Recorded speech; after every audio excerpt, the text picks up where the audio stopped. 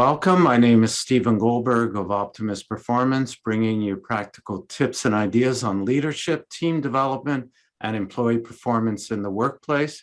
And I have a very special guest today. I'm very pleased to have with me Kavita Malwani. Did I get that right? Close. Close. Okay. How do you pronounce your name? Kavita. Kavita. Sorry. Yes. So Kavita Malwani is an intuitive leadership and business coach, a highly sensitive woman, Mm-hmm. and an empath. She's also mother to two beautiful boys. Kavita is a first-generation American and a serial entrepreneur who has owned and operated various businesses since 2003. The turning point in her life came when she started to work with a life coach to recognize her true gifts and calling. So welcome again. Pleased to have you with me. Looking forward to hearing your journey, I guess, and what people can learn from you in terms of recognizing their true gifts and calling. Tell me a little bit about that, I guess, kind of transformation is probably what you went through to get into becoming a coach yourself. And it seemed that it was sparked by working with a life coach. So tell us that story, would you? Yeah, sure. I'd love to tell that story. So at that time I lived in Texas, and I had a business, one of my multiple businesses. At that time, it was a handmade jewelry, spiritual jewelry business. And so I would go to networking events, and I went to one where I met a coach. And so Jody had a vision board workshop. So I said, oh, I've never done a vision board. Let me try that. And so I go to her vision board workshop, and I sat there flipping through the magazines, and I just didn't know what to put on my vision board. So I'd put a few things, but it just was kind of, I looked around, and all the other people there, it was maybe 12 people, were like, their boards were full of things. They knew exactly what they wanted, and I just didn't. And so then she came up to me and said, what's going on? Like, what's happening here? And I told her, I said, I just confused. I don't know what to put on my board. And so she said, would you like to have a session so we can talk about this and I can help you? And so that's what started our work together. And so Jody's an NLP practitioner, and we did multiple sessions where I realized that I've always had an interest in psychology, humans, how they work since high school, even beyond that, even in middle school. I started studying dreams in middle school, and I just completely put that aside. And so she helped me see that. And so started that process of like, where do I really want to go? And I started actually wanting to become a therapist, but that never worked out, and life always got in the way, So it was like, then she gently suggested it, as a coach, most coaches would, right? Some are more direct, but she was like, well, would you consider coaching? And I said, well, I never thought about it for myself. So that started that process. It took a while, though. It was a few months of working with her. So now that you're a coach, so just to clarify for people that don't know what NLP is, it stands for neuro-linguistic programming, right? Yeah, that's correct. And tell us a little bit about why that is an effective method for transformation or coaching people. So I actually chose to go a different route for coaching, Okay. but I do think NLP is a neuro-linguistic programming is a really effective, because it's about the thoughts, right? Right. And it's that, and the way we're conditioned to think. And so just to really start to change those thoughts, then it changes your actions, it changes how you feel. So that's why I think it's a really effective modality. Okay. Yeah. I actually have multiple different certifications, including the hypnosis. So a lot of that, which is, has some of the NLP in there. Right. Yeah. Okay. So tell me about the type of clients you work with presently. Yeah, so currently I work with mainly women of color, usually first, second generation immigrants that are feeling a lot of burden of responsibility to their culture of origin, trying to figure out where they fit. What is it that, how do they want to show up in the world? What's important to them? And most of the time, they've followed what the rules were, what they thought the rules were, right? And just believe that and follow that, and got to a point in their life where they realized that that may not be how they want to live, that may not be their path, and they don't know what to do. And so, Mm-hmm. you know, it sounds like there's a struggle going on within them. Mm-hmm. Um, what kind of symptoms do these people experience? I know probably a lot of people listening Mm-hmm. do go through, maybe it's sparking something. So what are some of the symptoms that people or your clients, these women experience as a result of maybe not, you know, or living by the rules and not really living the choices that they would like to make, maybe out of Yeah. fear or just conditioning, like you said. Yeah, fear, conditioning, yeah, all of that. Unfortunately, a lot of people get to me when they start to have health issues, Okay. because it can contribute to those high levels of stress and dissatisfaction and pushing and trying and doing all the things, because usually the idea is, if I just do more, then I'll feel better. Okay. And so then that can cause high stress, and then potential health issues. So it's like you have to be in enough pain, right, to go and receive the support. So in a lot of my clients' case, it's when they start to have physical symptoms. Before that, if you're looking at your life and you What do want, type of physical symptoms, like you mentioned stress, but how does it how does it show translate up? into an Yeah. ailment? Yeah, how does it show up? Yeah. Um, Usually autoimmune conditions is a Okay. lot. I see a lot of that. I mean, when I think of an autoimmune condition, it's one of those things where your body's attacking yourself in some way, right? And so whether it's, uh, I have Hashimoto's, and Hashimoto's is your body attacking its thyroid gland, and that. So it's like this idea of if you look at it at that energetic, spiritual level, it's that you're attacking yourself. Okay, so that's a lot of times they come with autoimmune conditions. Um, and if you want to look at in their life, the things that the threads I see are relationship challenges, right? And the career challenges where they're stuck in their career and they're not sure where to go next. And it seems like everybody else is being promoted and everybody else seems happy. And what's wrong with me? I don't see this, I'm not feeling the things that I perceive others to feel. And the challenge is there's kind of a disconnection in the relationship, um, disconnection from themselves. They don't really know what they want, an inability to have fun, right? A lot of my clients will come in, I don't even know what I like anymore.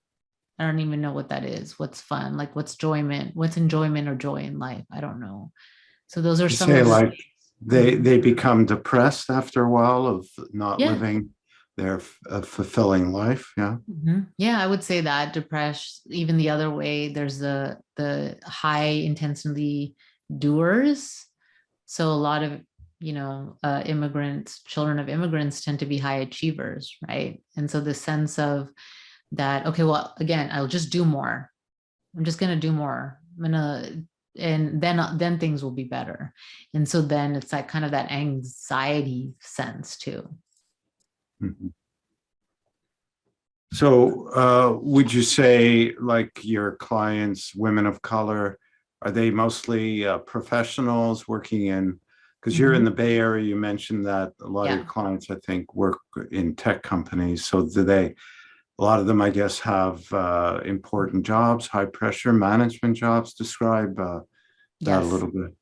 Yeah. Yes. Most of them have high pressure jobs. I have had clients in the past that have businesses and also have a client that had to leave because she had so many health problems. And so she's in that part of her life where she left her career after many years and just doesn't know what to do, what's next for her. Mhm. So tell us a little bit about the transformation that occurs, and what are the steps you walk people through who come to you for help, coaching, who want to make that transition in their life, that have that transformation. I guess it can happen both. It has to happen internally, but it can also Yes. mean them changing their job or Mhm. following a new career path. And a lot of people have been doing that over the last Mhm. 2 years, especially with the pandemic. We know from what's going on in the workplace that a lot of people have you know taken the time to look at what they're doing, and where they're working is another thing, and are they really happy doing what they're doing and where they're Yes. working, and because Mhm. there's so many opportunities, it's really a good time for people to go through that process. So what is your process, or how do you help people go through that transformation? What are the steps if somebody wanted to follow that listening to this? I'm trying to make it practical. Yes, yes, yes, completely. Well, first really knowing what you want, right? So a lot of times people, so let me pause and say, you don't always know until you try to, right? So there is a mix of doing the internal work and taking some steps externally, and then checking back in. And so that's the value, as with working with a coach, is that they can be there to support you through that process and to see things you may not be able to see and ask the difficult questions, right? And some people may not be ready to work with a coach. And so, the starting point is to, I I talked about this in a recent podcast episode about looking at what are some things that you really remember as a child enjoying. What are some things that, when you see someone and there's like this little pang of envy and jealousy that they're doing that, right? And so and if you start to notice those things, then maybe start taking steps towards that, and maybe doing some informational interviews of people that are doing that work. And I will say that often when people come to me, they end up not changing their careers.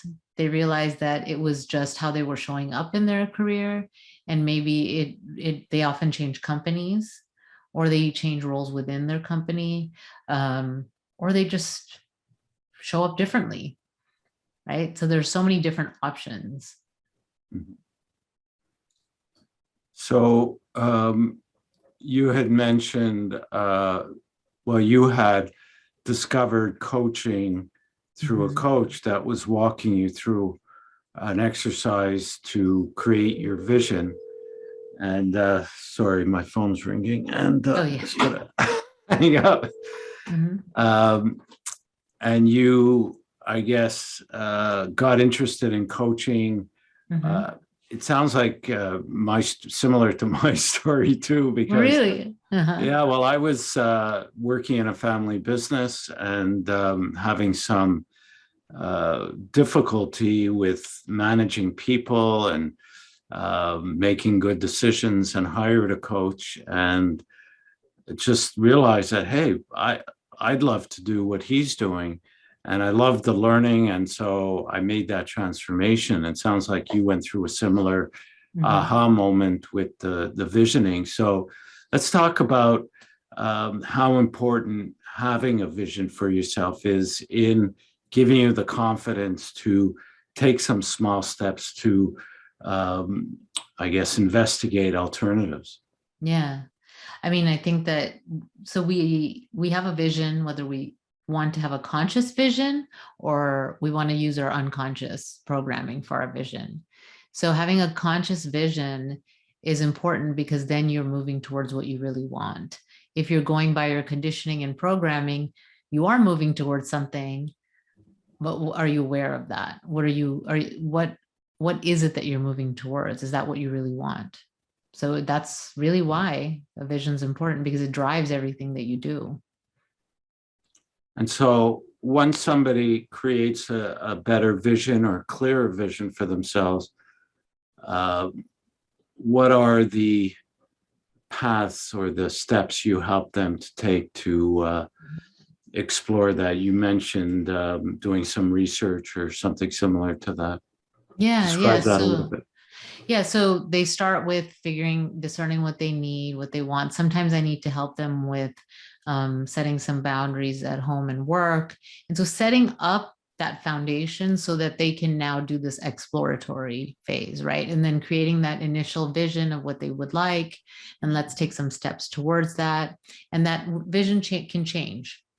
So then one of the things I mentioned briefly was doing some informational interviews with people that are doing and interacting in careers that they may consider. Right. Another way that I've worked with some clients is we do some assessments. So there's some practical assessments that we use. The Strengths Finder is one of them. We could use also, I mean, there's so many, right? There's the Myers-Briggs, there's the DISC, right? There's all these things to help them uncover a little bit more about who they are and their strengths. We can also, I do a lot of work with Jungian psychology and Jungian coaching. And so what are the archetypes? What are those things that you see yourself as? What do you see as your strengths? And so then you take the strengths, you take the interests, like I talked a little bit about looking at what you enjoyed as a child, and then what people want, right? So I believe I saw that I came up kind of like that intuitively, but then there's that process, I think it's called ikigai, right? Where you take the intersection of those things. So that's what I use with people when they're trying to figure out, because it's not simple like, oh, I want to be this. If you know for sure you want to do that and you've done the inner work to know that, then yeah, go do it. Most people haven't though. Well, and you also have to make sure that you're being realistic, that there's a Yes. demand. And, I mean, when I walk people through goal setting, on page 2 of my goal setting form, there's one part where, I ask the question, do you have the ability to do this, or even just to learn it? Like if you're in your mid 50s and you want to make a complete career shift, are you able to ramp up the learning that's required to do that? Maybe it was something you dreamed about as a child. Maybe you always wanted to be an actor. Yeah, you and want to learn acting, that? and well, maybe that'll be good as a hobby, but maybe maybe that'll be enough, but maybe it's not going to be a career. You have to balance the risk with reality. There's the practical aspects. And that's why a lot of people stay in their careers when we work together, because it's like they realize, well, I really want to do that. And if I do that, then that'll mean these are the consequences, right? For all the actions we take, there are going to be consequences, and it's not practical for whatever they have. They may have, like I have one son that has a year and he's going to college, right? So there's like these changes that are happening in their lives. And then is this the time for you to take that shift? Are you willing to do what you need to do for that? Or can you? Right. Yeah. And sometimes it's just, what people are, I think ultimately what we're all looking for is really contentment, is fulfillment, satisfaction. And we spend a lot of time working. But, if we could balance our needs in terms of fulfillment with, as long as you don't hate your job totally. Yes, there's a point where it's like, I'm going to do whatever I take. Because you still need to be practical. You still need to earn a living, and you may be good at what you do, because there's always going to be things that you hate about your job or like less than the things that, but as long as you like what you're really good at, I think, if you could find a way to have the fulfillment in your life without jeopardizing or giving up like a well-paying job, you do have to be practical today. So it's really important, I think, that I like what you're saying about knowing yourself, knowing your strengths. I did that Strengths Finders. Oh, you that did? was the Gallup Marcus, I think. Yeah, I did that a long time ago. also done the Myers-Briggs. I have my own tests or assessments that I use. Yeah. Yeah, it's really important. I think knowing yourself, understanding what drives you, what your strengths are in terms of your personality, and understanding others too, especially people close to you, people you work with.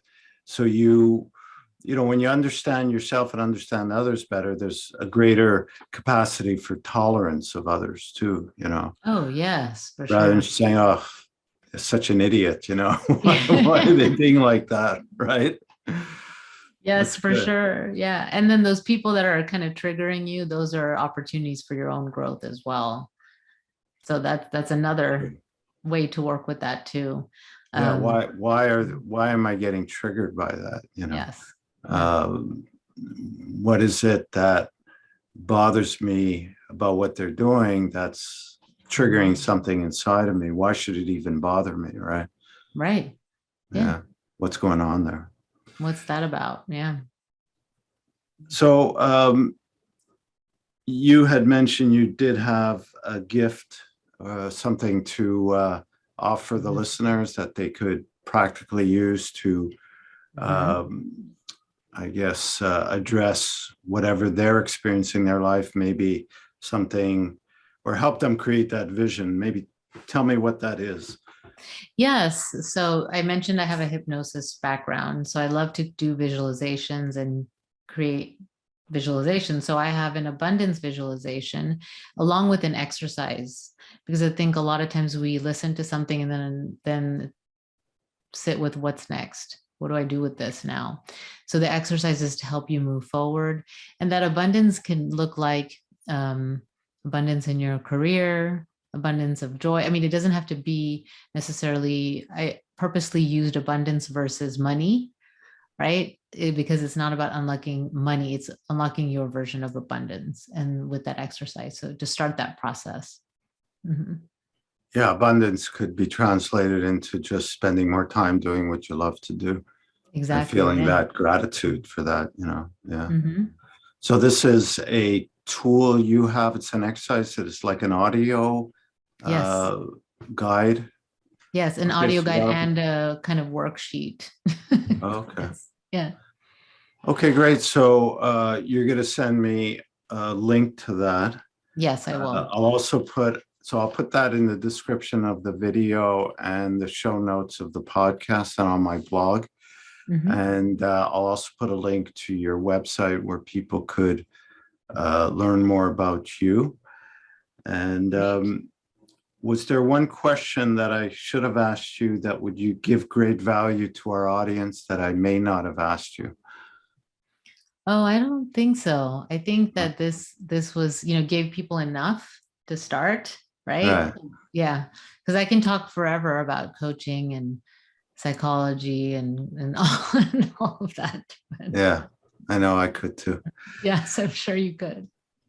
Okay, well, for those that are looking for more clarity in their lives, more fulfillment, and it's actually, we were talking before we started the recording that in my goal planning sheet, another thing I have is a section for affirmation and visualization. So this would be a really great complement to that.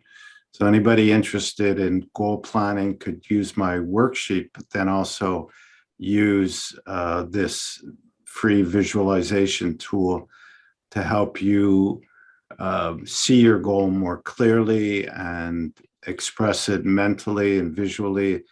Very powerful tools to help you intuitively even move towards your goals. And our intuition is a really important part of our intelligence that I don't think we give enough mindfulness to, enough credit to. And, we tend to lean more on our logic. We're in a very logical based world. Yeah. And I'm sure being more of a spiritual type, you understand what I'm saying Oh, yes, about completely. intuition, it's that connection inside. So, well, thank you so much for joining me today. I really enjoyed our conversation, and I'm actually going to go in and check out your tool, your visualization, Yes, I love that. and see if Mhm. how that works. It's always great to have these tools that are very practical.